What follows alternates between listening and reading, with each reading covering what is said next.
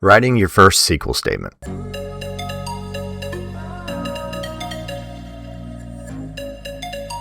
Hi everyone, this is Sam with Python Data and More. So we're just going to go ahead and jump into a very basic SQL statement. So you can download and put any sort of database editor, any sort of application you can imagine. It's just like Python or any sort of programming language, anything that you want and how you prefer to interact with it.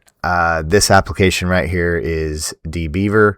There's tons of them, but what I want to get into is some of the most basic foundational things about SQL.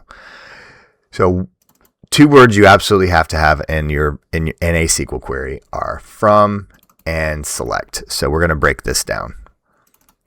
This is a table.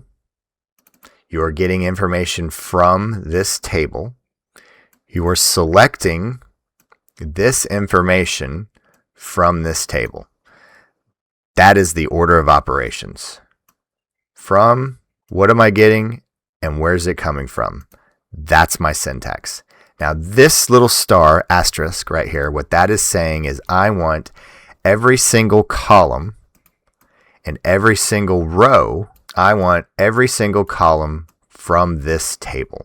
So what you get right here for this output is 59 rows with information of customer ID, country, customer total, country total, and customer percent.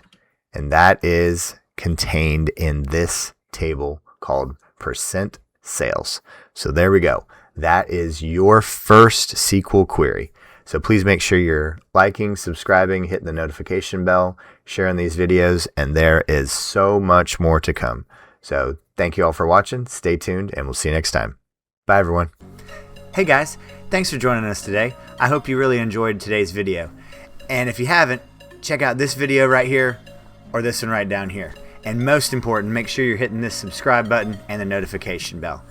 Thanks again for joining us, and we hope to see you next time. Bye, guys.